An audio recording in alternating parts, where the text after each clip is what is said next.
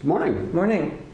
So what are we thinking about today? The Canadian elections. The Canadian elections were yesterday, and we were up very early Malta time to watch the results come in. And for full disclosure's purposes, it's important for our viewers to know that both Francesca and I have worked for one of the political parties that contested these elections. So just so that everybody knows, we used to work for the New Democratic Party of Canada, who's one of the major contestants in this election. But we haven't voted in a Canadian election for about 20 years. Yeah, a bit longer for me, yeah. Yeah. So what do you think are some of the big takeaways that people out there should know about? Well, the biggest takeaway obviously is that the Trudeau Liberal government lost its majority last night, and it is now a minority government. That's right. They went from, when Parliament was dissolved, they went from having 177 seats to 157 seats. So they lost their majority. I think you need 170 seats to 170, 71 to have a majority. And I think the other big takeaway was that it was very close in the polls, and the actual results vote-wise was close. And the party that received the most votes was the Conservative Party of Canada. That's right. The Conservative Party increased their margin from 95 seats at the dissolution of Parliament to 121 seats. But beyond that, they raised their vote total and managed to earn about 6.15 million votes to the Liberals' 5.91. But of course, Canada has a first-past-the-post system. And your victory in a Canadian election is based on the number of seats that you earn, not the number of votes.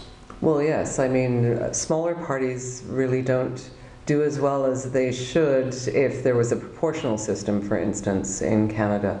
The NDP, which now has 24 seats, went into the election with 39. So they lost 15 seats compared to they're down 18 seats. They received about 16% of the vote, but they only got 7% of the seats in Parliament. Right. And so, obviously one of the campaign platforms that Jagmeet Singh, the leader of the NDP, campaigned on was the idea of electoral reform in Canada. Of course, Justin Trudeau and the Liberal Party campaigned on that in 2015, but between 2015 and 2019 achieved nothing in terms of electoral reform. So perhaps that comes onto the agenda again. And there's some argument that the Conservative Party of Canada should be in favor of electoral reform. Of course. So now the Liberals will need one of the smaller parties to be able to govern in the House of Commons. And how likely do you think it would be, for example, for them to reach out to the Bloc Québécois?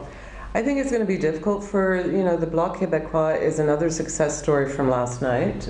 They had 10 seats, and they now have 32 seats. And so they with fewer votes, again, because they're focused entirely in Quebec.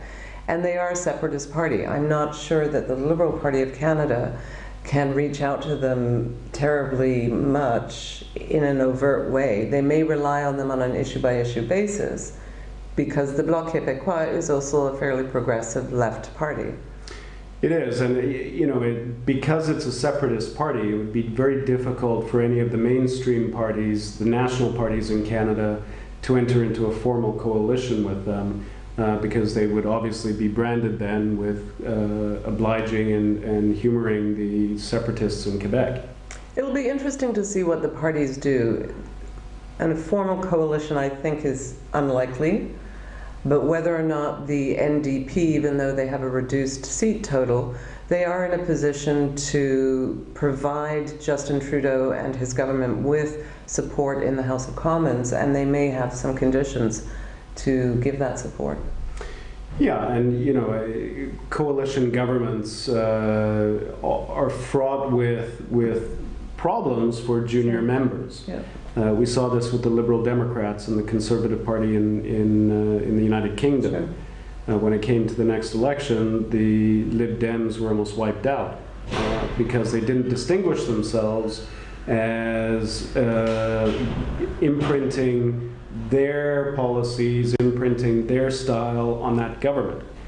So it's dangerous for a junior party in a coalition unless they can break at some point over a matter of principle that resonates with the public.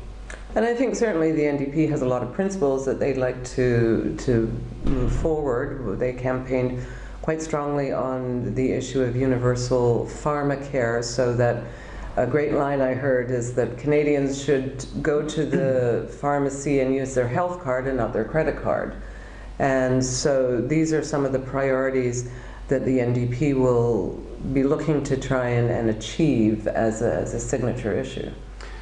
And it puts them in a powerful position if they don't enter into a formal coalition, but advance their agenda through a case-by-case negotiation with the Liberals in supporting Liberal initiatives on a case-by-case basis. So getting a quid pro quo for a pharmacare, for electoral reform, for any number of other issues that they may want to promote would be in their strategic interest. And let's not forget, because the Liberals don't have a minority anymore, they will have to... a majority.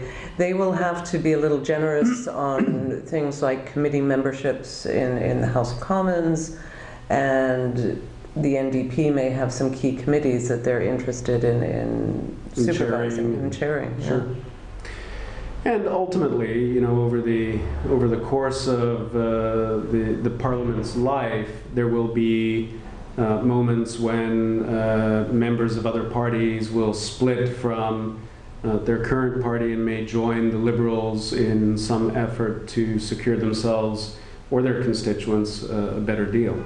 Sure. One of the things that really struck me about the outcome of these elections is sort of the polarization on the map of Canada. Yeah. The Conservative Party of Canada did exceedingly well in the western provinces of Alberta and Saskatchewan, sweeping Saskatchewan and most of Alberta. I think there was one New Democrat elected in Edmonton, Strathcona. And possibly one Liberal. I think they're still counting votes. Yeah. But that is going to present the Trudeau government with a bit of a conundrum going forward. How do they deal with Western Canada? Are they going to adopt the sort of realpolitik approach of they didn't vote for us, so the issues that we approach won't necessarily have to resonate with them because they didn't support us electorally? Or will they be a little more accommodating and try and build bridges into Western Canada? And a similar conundrum for the New Democrats. Half of their seats are now from British Columbia. So rebuilding the party to become a national party again is going to require a lot of effort. They did not do well in Ontario or Quebec. They have, I think, one seat in Quebec. And in Toronto, the largest city in Canada, they were elected in any of the constituencies. Well, I see, you know, their strategic position right now is an opportunity for them to really advance their agenda and demonstrate to Canadians across the country why the NDP is a credible option for governing. Sure.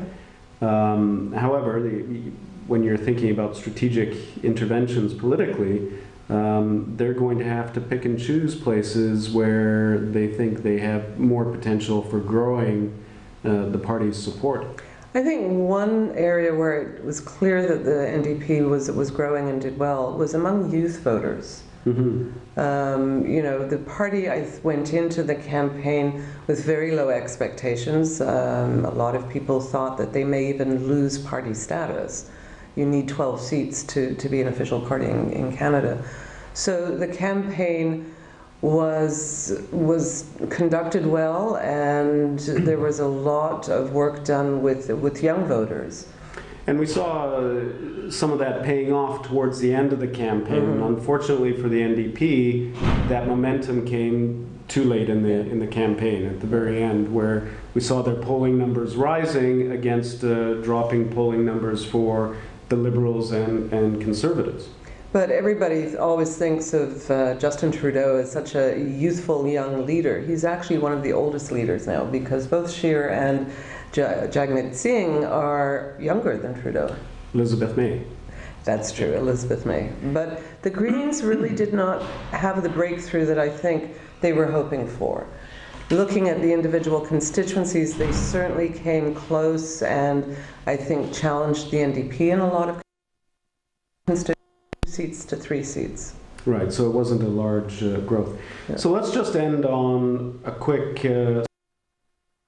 spec of the leaders of each of the parties in the days and weeks to come. Well, I think the Conservatives, ironically, the party that really did the best in this election individually as a party, I think Andrew Scheer is going to be challenged very soon on his leadership. I think you're probably right. I think to some extent there may be challenge to Jagmeet Singh of the NDP, though I think that would be unfortunate and a little unfair, because there was this sense that that the NDP was going to struggle for even official party status, but the NDP managed to hold on to 24 seats, and they're positioned well now to be able to extract some concessions in a minority government. And hopefully that means that they will not be distracted by a leadership contest, that now the caucus and the party will focus on using their power. Even though they have fewer seats, they are more powerful right now than they were in the last parliament. I think Justin Trudeau, there will probably be some pressure on him, but again, there was a possibility that the Conservatives would be in government today. So he can at least have a sigh of relief right now that they have a minority government, and they will probably be able to continue in the government for at least a couple of years, because quite frankly, the other parties don't want a new election. You know, there's among political activists in Canada, particularly among the NDP, there's a saying that the Liberal Party campaigns from the left and governs from the right. But this configuration in Parliament may force them to govern from the left. It may. Because they need to keep the Bloc happy, more or less, and the NDP. And so this may actually increase the popularity and fortunes of the Liberal Party if they can eat into some of the 2.8 million voters that voted for the NDP, or the 1.37 million that voted for the Bloc. Mm-hmm. The Green Party, I won't write off right now, but under Elizabeth May has not managed to make the kinds of breakthroughs that I think Green parties around the world are making, and why not in Canada? And I think that we may see a bit of a challenge to her leadership. Absolutely. That's a distinct possibility. Yeah. But one thing is for sure, all the leaders will be trying to get a good night's sleep tonight. Well, congratulations, Canada, in running a successful election in which people had the opportunity to voice their opinions, whether we agree with them all or not. That's the democratic process, and the elections were peaceful and competent, and the people